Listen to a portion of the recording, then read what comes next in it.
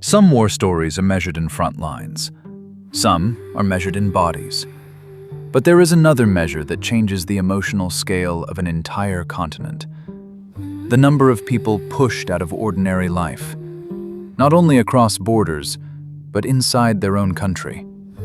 Not only as refugees seen on maps of neighboring states, but as families forced into schools, camps, unfinished buildings, roadside settlements, and repeated flight from one unsafe town to the next.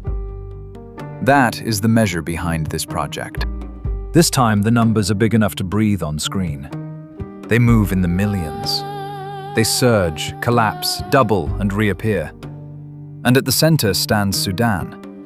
Not because Sudan was always the single largest displacement story in every year of this window, but because by 2024, it had become the clearest symbol of how quickly a political crisis can transform into a continental exodus. The country does not just generate refugees, it generates an internal displacement shock so large that it redraws the scale of Africa's conflict map. That is why this episode pairs two related but different lenses. One shows internally displaced people by country of origin. The other shows refugees under UNHCR by country of origin. Together, they tell us whether a war is trapping people inside the state, pushing them across borders, or doing both at once. That distinction matters.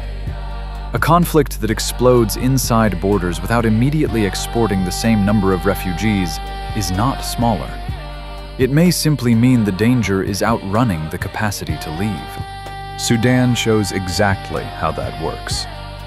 Before the current war, the country was already carrying unresolved peripheries, armed memories, and a brittle transition. Darfur had not vanished into history. Peripheral rebellions had not been dissolved into trust. The state still relied on coercive arrangements that looked temporary, but were never truly settled. The uprising against Omar al-Bashir changed the political center, yet it did not resolve the architecture of force. It merely moved the struggle into a more uncertain phase. That uncertainty matters because displacement is rarely born only from one battle. It is born from a chain of broken expectations. A village no longer trusts that soldiers will protect it. A town no longer trusts that markets will reopen. A family no longer believes school, wages, and medicine will still exist next month. A government no longer controls its own monopoly on violence. When those failures stack together, movement becomes survival. First within the country, then beyond it. Sudan's curve turns into a cliff after April 2023. The war between the Sudanese armed forces and the Rapid Support Forces does not stay contained in barracks or elite compounds. It runs through Khartoum, Darfur, and key transport corridors. It destroys the idea that the transition was merely stalled. Millions of civilians are not asking who will govern Sudan in a year. They are asking where they can sleep tonight. That is why the internal displacement line jumps so violently. The state stops being a place of residence and becomes a map of escape routes. The refugee line then tells a second story. Borders do not absorb the same people at the same speed that internal flight begins. Crossing a border requires money, timing, transport, paperwork, family networks, or pure luck. So the first shock of a civil war often appears most clearly in internal displacement. Only later do neighboring states begin to absorb the wider spillover. That sequence helps explain why internally displaced populations can tower above refugee counts, even when the crisis is plainly international in consequence. Around Sudan, the rest of Africa supplies a grim comparison set. South Sudan remains one of the continent's most durable refugee origin stories.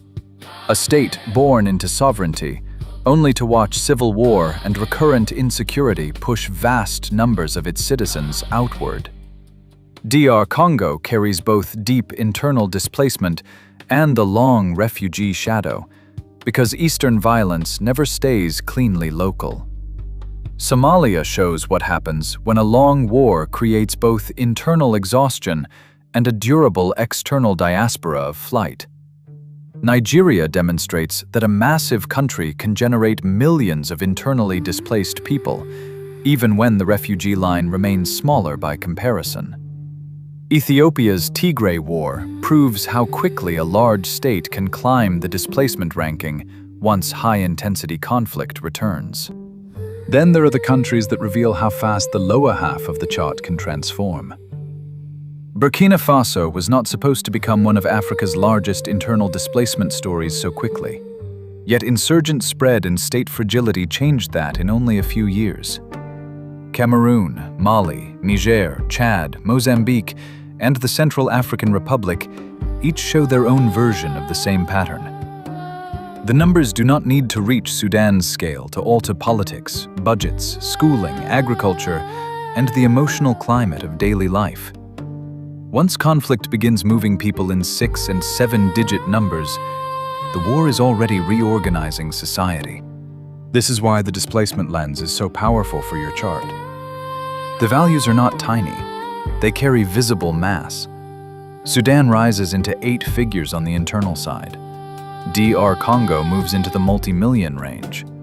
Nigeria, Somalia, Ethiopia, and Burkina Faso all climb hard enough to create genuine chart drama.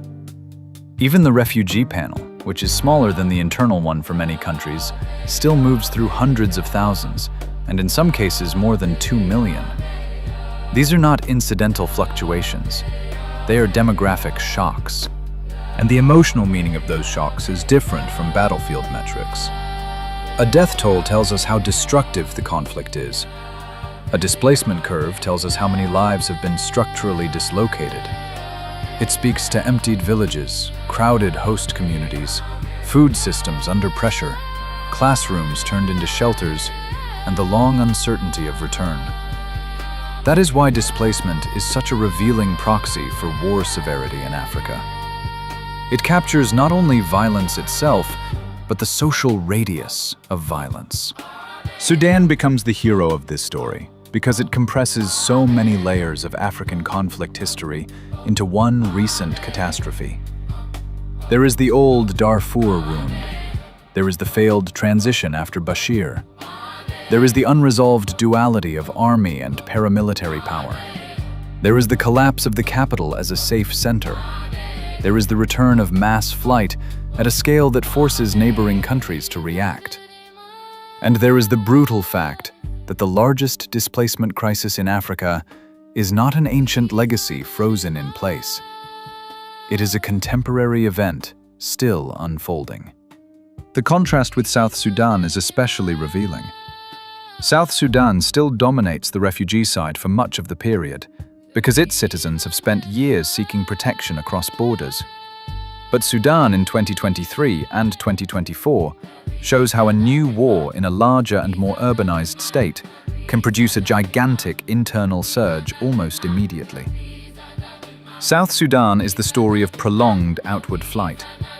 Sudan becomes the story of rapid internal rupture, followed by major outward spillover. Both belong to the same regional tragedy, but they move through different pathways. DR Congo adds another important lesson.